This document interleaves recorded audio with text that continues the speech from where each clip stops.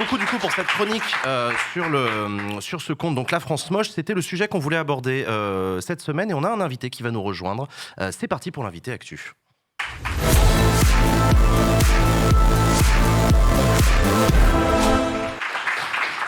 Et donc, nous a rejoint sur ce plateau Jean-Laurent Casselli. Bonjour. Bonjour. Jean-Laurent, tu es journaliste, tu es essayiste, tu es le co-auteur du livre La France sous nos yeux, que tu as publié avec Jérôme Fouquet l'an dernier, qui a été prix du livre d'économie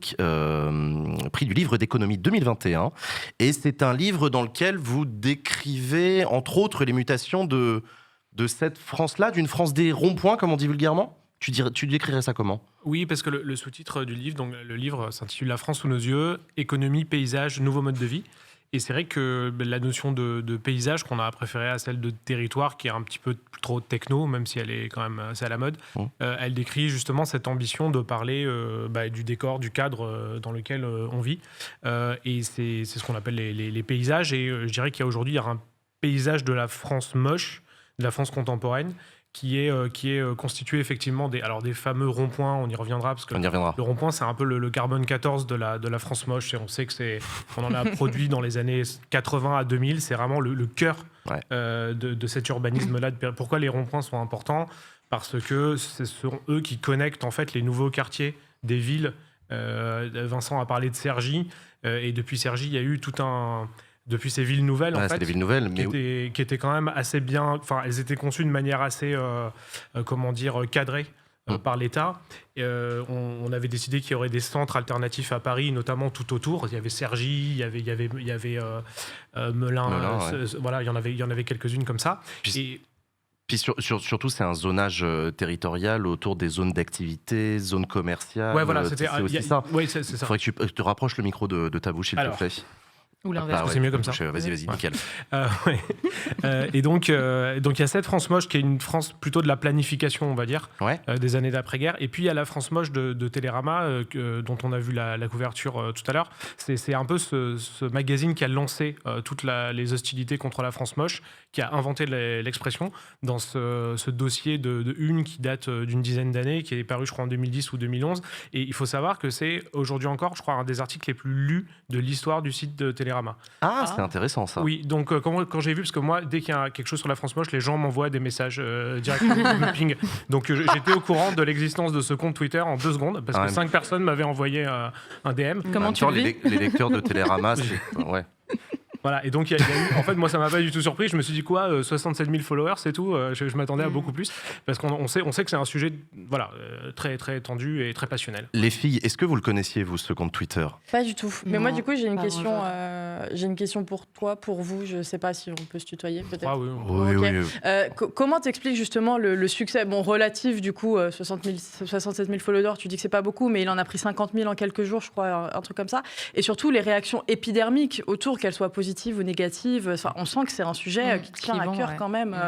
Ouais, c'est ce que je disais, c'est un sujet très passionnel, parce que en fait, en France, les gens sont très attachés à la gastronomie, et puis à leur patrimoine architectural, historique. Et c'est vrai que, ce qui est vachement intéressant, on a vu la couve de Télérama et celle du Figaro Magazine plus récente qui en a remis une couche sur la France moche. Donc en fait, il y a une manière de droite et une manière de gauche de critiquer la France moche.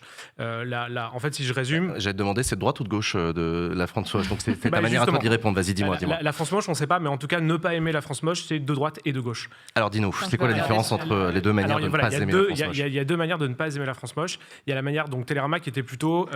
en fait, c'est une vieille tradition marxiste qui consiste à dire, de géographie marxiste, qui consiste à dire, en fait, la mocheté, les paysages moches, c'est l'architecture, on pourrait dire du libéralisme, du capitalisme. Voilà. C'est parce que c'est les centres commerciaux, les zones logistiques, le consumérisme. Voilà, exactement. C'est le rêve américain projeté sur la carte de France. C'est ça qui a rendu la France moche. Et puis à droite, ça va plutôt être l'État et Anne Hidalgo, quoi. En gros, voilà. Qui ont dit le pays. Quoi. Ça va être ça cache Paris. C'est ça, ça cache Paris.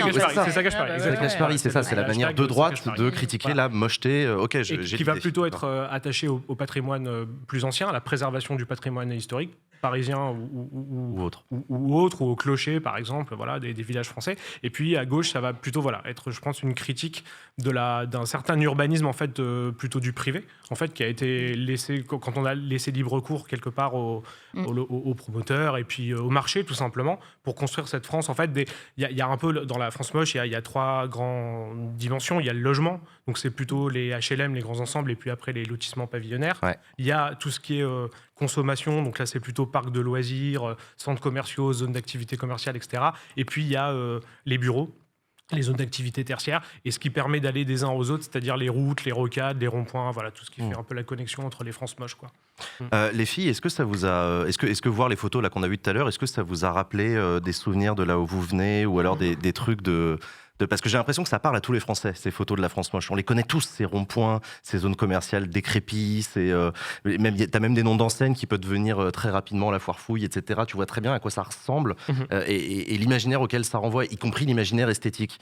Je ne t'ai pas trop posé la question avant de savoir si c'était beau ou moche, mais du coup ça me fait marrer ce conte. Claire ? Ouais, bah moi j'ai grandi dans le 91, donc Morsan-sur-Orge, Sainte-Geneviève-des-Bois, où il y a le premier carrefour en 1962, la Croix-Blanche, tout ça, avec des voitures de partout. Enfin, donc oui, D'accord, ok. je vois très bien. Et je peux poser une question, du coup. Bien sûr, vas-y. La question. En fait, en t'écoutant, je me disais oui, il y a Saccage Paris, quoi, la manière de droite de désigner la mocheté.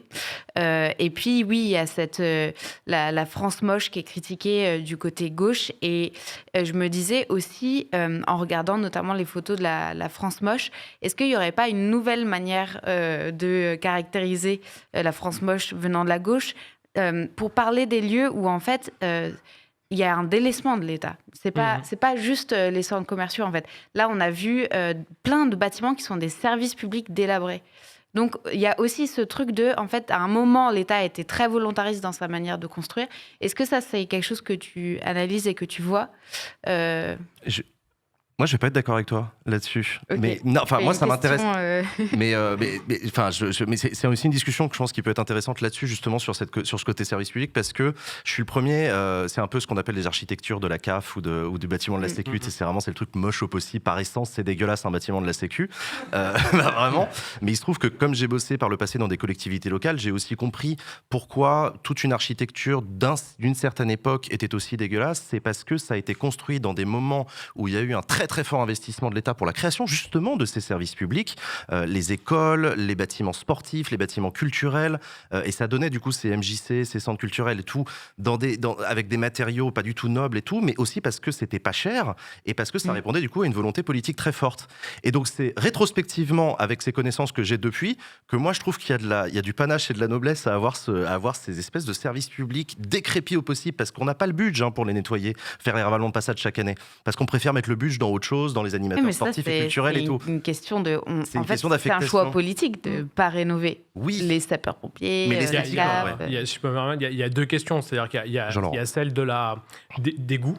Et c'est vrai qu'en matière architecturale, les goûts, typiquement le brutalisme dont Vincent a montré des exemples assez emblématiques. Moi, j'aime beaucoup. C'est revenu très fortement à la mode ces dernières années. Il y a beaucoup de clips, par exemple, de musique avec des bâtiments brutalistes. Par exemple, il y a le stand de la danse à Pantin qui est souvent photographié ou filmé. Donc, il y a en Angleterre aussi, il y a tout un patrimoine brutaliste qui fait l'objet justement de comptes Twitter, Instagram et tout qui reviennent dessus. Donc, il y a des fans d'architecture brutaliste. Après, voilà, on aime ou on n'aime pas. C'est vrai que du brutalisme dégradé, mal entretenu, c'est très, très moche. Mais si c'est bien filmé dans les bonnes conditions, ça peut être pas mal. Après, il y a aussi la question de la dégradation de tout cet environnement périphérique. C'est ce qu'on a vu un peu avec la crise des Gilets jaunes. C'est que finalement, pourquoi les gens se mettaient autour des ronds-points ou autour ou proches des péages ? Parce que c'était les lieux de vie assez éloignés des métropoles ou des villes moyennes. Et c'était des endroits dans lesquels, finalement, la crise, on pourrait dire une crise spatiale, rencontrait une crise sociale. Voilà, il y avait des gens qui se sentaient un peu relégués parce qu'ils étaient éloignés des centres. Et aussi dans des environnements qui sont pas objectivement moches, mais qui ressemblent pas à l'idée qu'on se fait du patrimoine français emblématique. Et dans le livre avec Jérôme Fourquet, puisque tu en parlais, on a réédité une édition de poche en septembre dernier, Et on a fait une postface post-électorale, parce qu'on a pris en compte la séquence présidentielle et législative.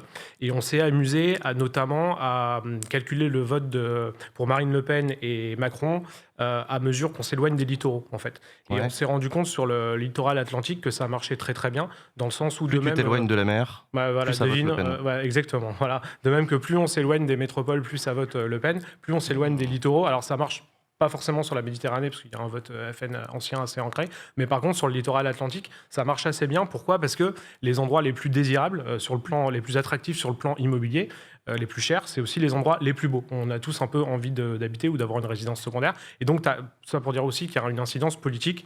Il y a une France qui est plutôt désirable, qui est plutôt belle, on va dire, et une qui est plus dans l'ombre, quoi. Voilà. C'est que du coup, tu as aussi une division en classe sociale par rapport au caractère esthétique de la zone dans laquelle tu as les moyens d'habiter.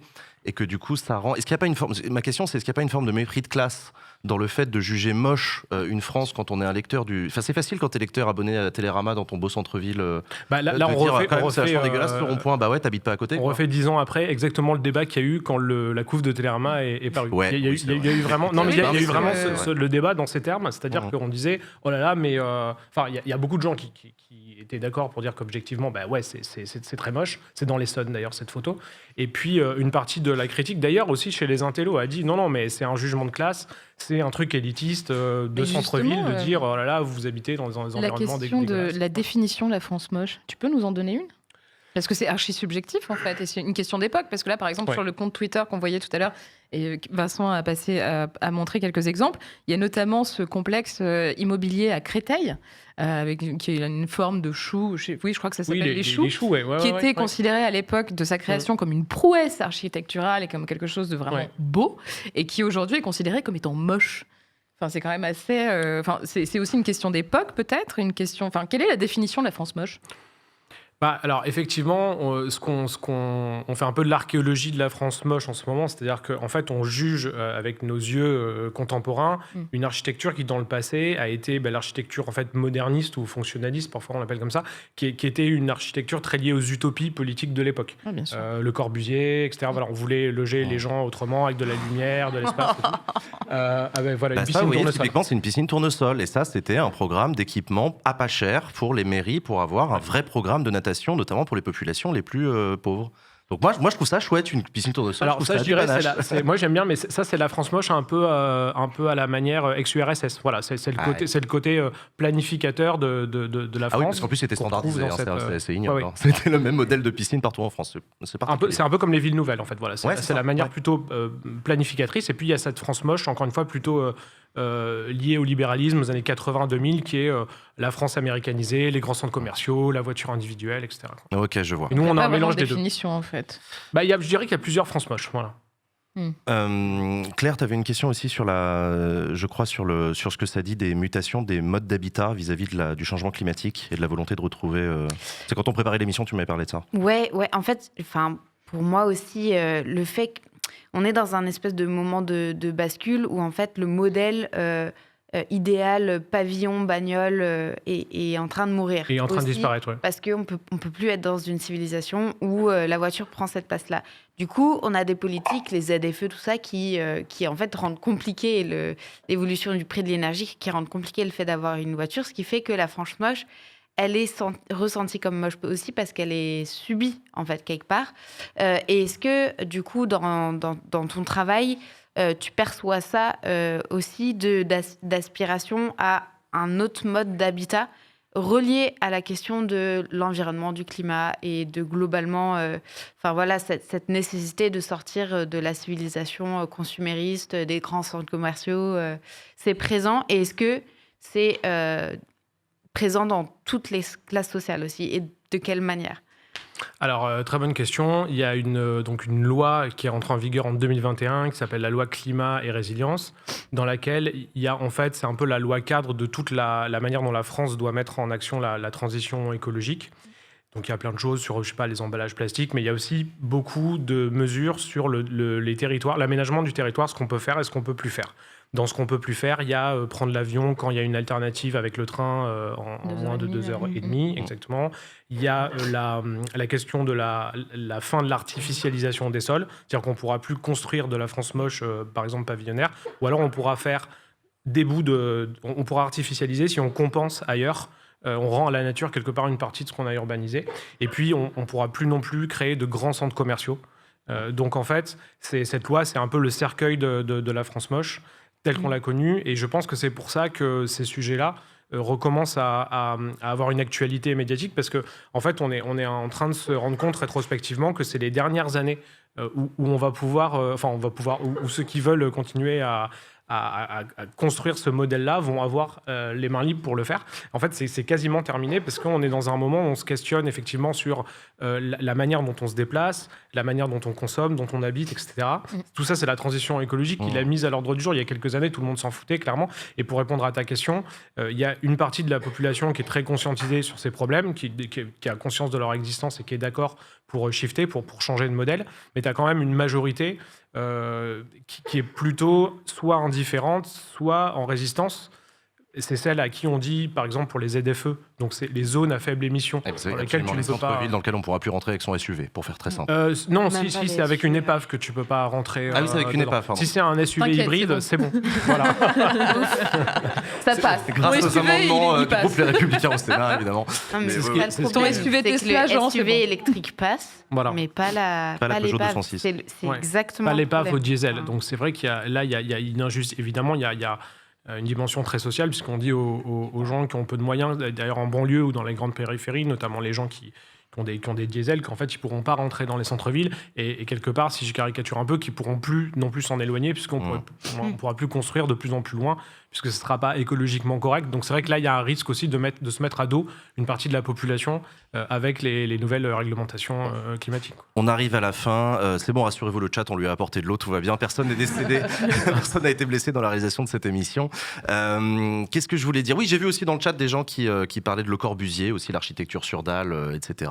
Moi, ayant grandi pas très loin de la Défense, je fais partie de ceux qui aimeraient bien cramer un jour Le Corbusier, symboliquement le tuer, parce que j'en peux plus. En plus, il paraît qu'il est encore célébré aujourd'hui dans les écoles d'urbanisme et d'architecture. Il est encore enseigné, tout à fait. Et ça me rend... Il a encore beaucoup de fans, d'ailleurs. Et oui, il y a encore beaucoup de fans. C'est principe, comment reconnaître un fan de Le Corbusier ? Il n'habite pas dans un quartier Le Corbusier ni dans un immeuble Le Corbusier. C'est la base de la définition. Mais vraiment, tu sais, le bouquin de la Fnac Le Corbusier, il est que dans les appartements haussmanniens des lecteurs de Télérama. Jamais chez les gens qui habitent dans un coin Le Corbusier. Où est-ce qu'on peut te retrouver, Jean-Laurent ? Tu veux dire dans la vraie vie ou sur les réseaux ? Parce que là, les gens de Backseat t'ont entendu, t'ont trouvé passionnant. Et où est-ce qu'on peut le retrouver ? Donc les livres Twitter, Twitter principalement, et les livres en librairie, non ? C'est comme ça. En librairie, donc sur un site qu'on mentionne pas quand on parle de e-commerce, non. Non, qui possède par ailleurs Twitch. Donc voilà, mais plutôt en librairie, c'est mieux. C'est votre libraire de quartier, c'est quand même vachement mieux. La France sous nos yeux, ce livre que tu as publié en 2021, et l'autre livre que tu as écrit, c'était No Fake, contre-histoire de notre quête d'authenticité. Merci beaucoup à toi, Jean-Laurent Castelli. C'est la fin de cette actualité. Merci beaucoup à toi.